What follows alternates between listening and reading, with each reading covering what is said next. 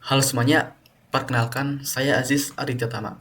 Pada kesempatan kali ini saya akan menjelaskan sebuah teknologi ataupun sistem, yaitu Facial Recognition Technology. Namun sebelum saya membahas teknologi ini lebih lanjut, saya akan membahas lebih dahulu teknologi ini di lingkungan sekitar kita. Jadi tentunya kita udah tidak asing dengan teknologi berupa Face ID. Jadi ketika kita mengangkat handphone kita, kemudian mengarahkan layar handphone kita menuju wajah kita, maka handphone tersebut dapat terbuka dengan sendirinya tanpa perlu kita mengetikkan password ataupun PIN ID. Kemudian juga ada sebuah teknologi pada bandara, yaitu e-gate bandara. Ketika kita mendekati e-gate tersebut, kemudian berdiri dan menghadap layar yang terdapat kamera, maka teknologi ataupun sistem tersebut dapat mengidentifikasi identitas dari wajah yang tertangkap pada kamera. Nah, teknologi ini memunculkan sebuah pertanyaan sebenarnya. Bagaimana sih sistem atau teknologi ini itu dapat mengenali wajah kita dan bagaimana juga dapat memverifikasi atau mengidentifikasi identitas dari si pemilik wajah yang tertangkap pada kamera tersebut, begitu. Namun sebelum membahas mengenai cara kerja komputer di balik ini, saya akan membahas terlebih dahulu bagaimana sih manusia mengenali wajah orang lain, begitu. Jadi secara sederhana, manusia mengenali wajah orang lain itu secara keseluruhan atau secara holistik. Jadi tidak mengenali wajah per bagian kecil begitu. Jadi secara tidak langsung otak itu mengukur relasi spasial antar fitur ataupun karakteristik yang dimiliki oleh wajah orang lain begitu. Apa yang diukur fiturnya jadi dapat berupa seberapa jauh sih jarak antara kedua mata, kemudian bagaimana proporsi panjang hidung terhadap lebar mulut, kemudian bagaimana bentuk rahang secara keseluruhan milik wajah orang lain begitu. Nah, informasi-informasi seperti inilah yang digunakan manusia untuk mengidentifikasi atau mengenali wajah orang lain begitu. Nah, tapi bagaimana sih komputer mengenali wajah? Apakah dengan mekanisme yang sama seperti ini begitu? Nah, nyatanya komputer tuh tidak melihat seperti manusia. Jadi komputer itu melihat sebuah angka. Jadi ketika kita memberikan sebuah gambar kepada komputer, komputer tersebut akan membagi gambar tersebut menjadi kotak-kotak yang sangat kecil. Kotak-kotak yang sangat kecil ini kita sebut sebagai pixel atau picture elements.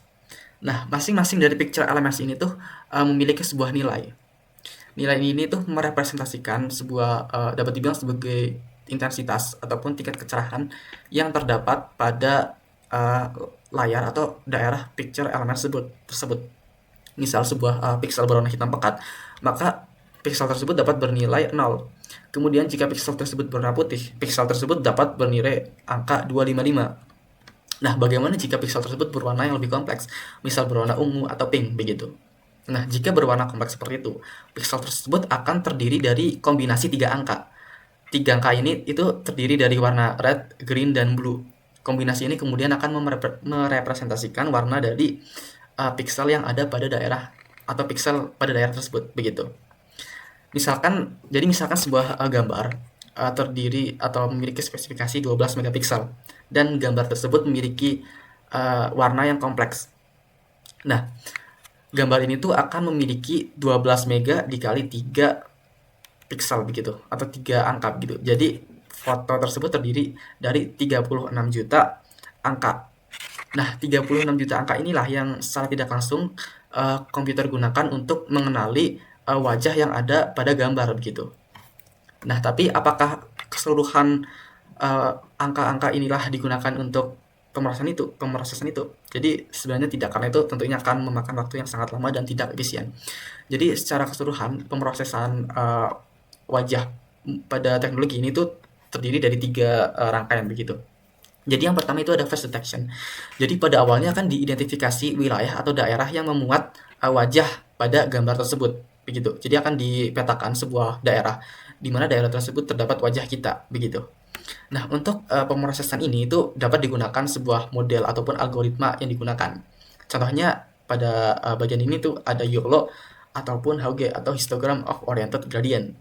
Nah, setelah pemrosesan ini dilakukan, kemudian akan lanjut ke bagian face alignment, yaitu sistem akan melakukan penyelarasan dengan menyesuaikan titik-titik penanda wajah utama seperti mata, hidung, ataupun bibir begitu. Nah, setelah sudah disesuaikan titik-titik ini tersebut, akan lanjut ke pemrosesan selanjutnya, yaitu feature extraction. Pada bagian ini akan terdapat sebuah model deep learning yang mengubah setiap wajah menjadi vektor numerik. Nah, faktor numerik ini disebut sebagai embedding. Embedding ini tuh merepresentasikan fitur wajah secara unik. Jadi setiap wajah kita itu akan memiliki, atau setiap wajah manusia itu akan memiliki sebuah embedding yang unik atau yang berbeda-beda. Jadi dapat tersebut sebagai sidik-jari digital dari wajah kita, begitu. Nah, pada pemrosesan ini sering digunakan sebuah model AI untuk melakukan pemetaan vektor, begitu.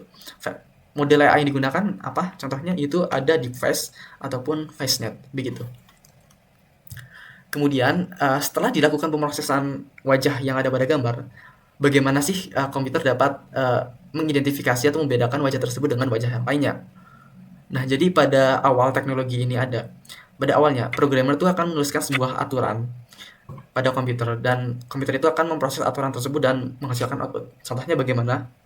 Misalkan jika sebuah gambar memiliki jarak antar mata sebesar A dan kemudian sudut pada bibir sebesar B, maka wajah pada gambar tersebut dimiliki oleh seorang individu X, begitu. Nah, namun pendekatan konvensional itu ternyata tidak berhasil dan tidak reliable, begitu. Bagaimana jika individu tersebut menua, begitu? Bagaimana juga jika individu tersebut melakukan pose? Bagaimana juga jika foto pada gambar tersebut memiliki intensitas warna yang berubah-ubah, begitu, berbeda dengan yang lain, begitu. Terus bagaimana jika individu tersebut tuh melakukan sebuah emosi yang beragam, begitu. Nah, kondisi-kondisi ini tuh terbatas dan tidak bisa di-handle oleh pendekatan konvensional ini. Nah, maka dari itu muncullah sebuah pendekatan baru, yaitu machine learning. Jadi secara sederhana, kita memberikan sebuah resource atau sebuah data yang telah di-label kepada komputer. Kemudian komputer ini tuh mengolah ataupun belajar membedakan pattern-pattern yang ada pada data yang sudah diberikan ini. Jadi akan diidentifikasi pola-pola unik yang ada pada masing-masing data, begitu. Setelah mesin belajar menemukan pola-pola ini, akan terdapat sebuah model, di mana model ini tuh merumuskan atau melakukan aturan gitu, sehingga didapatkan sebuah prediksi dari hasil olahan machine learning tersebut, begitu. Nah, semakin banyak data yang diberikan kepada mesin ini, maka prediksi dari machine learning ini itu akan memiliki probabilitas benar itu semakin tinggi, begitu. Nah, jadi secara keseluruhan teknologi ini tuh terdiri dari kamera, yaitu berupa sensor yang dapat menangkap wajah kita. Kemudian akan dilakukan sebuah face detection atau ya seperti yang saya jelaskan tadi sebelumnya, akan dilakukan pemetaan di mana daerah tersebut tuh terdiri dari wajah kita. Kemudian akan dilakukan feature extraction, dilakukan vektor pemetaan bagaimana fitur-fitur yang ada pada wajah kita. Kemudian setelah itu akan dilakukan perbandingan pada database untuk mengidentifikasi punya siapa sih wajah pada gambar ini, begitu. Kemudian setelah dilakukan perbandingan, maka akan didapatkan sebuah hasil rekognisi dari wajah yang ada pada gambar tersebut, begitu. Nah, selain munculnya dampak positif yang saya jelaskan sebelumnya, ternyata juga ada tantangan ataupun isu yang muncul dari adanya teknologi ini. Misalnya itu bias recognition. Jadi terdapat sebuah studi yang menemukan bahwa face recognition detection pada sebuah aplikasi ataupun dari perusahaan besar itu memiliki akurasi yang berbeda. Misalnya, masyarakat perempuan dengan berwarna kulit gelap itu memiliki akurasi yang lebih rendah dibanding masyarakat laki-laki dengan warna kulit terang, begitu. Hal ini tuh dikarenakan karena data yang digunakan dalam model yang digunakan ini itu memiliki representatif yang tidak adil, sehingga terdapat perbedaan akurasi dalam rekognisi image ini, begitu. Kemudian ada data privacy. Kita pasti dalam melakukan daftar sesuatu ataupun pembuatan akun itu melakukan swafoto dalam pemasukan data diri, begitu. Nah, tapi ini memunculkan sebuah pertanyaan. Jadi di mana sih disimpannya data ini, dan apakah data ini digunakan untuk pendaftaran ini saja ataupun ternyata digunakan untuk hal lain pada perusahaan tersebut. Jadi ini tuh menimbulkan sebuah kekhawatiran kita sebagai masyarakat biasa, begitu. Nah, jadi sebenarnya tantangan ataupun isu ini tuh memunculkan sebuah perilaku dari kita tuh seharusnya kita lebih berhati-hati dalam mengambil ataupun mengolah data dari foto ataupun data diri kita di internet ataupun di media sosial, begitu. Nah, sekian merupakan penjelasan tentang face recognition dari saya. Sekian atas perhatiannya. Terima kasih.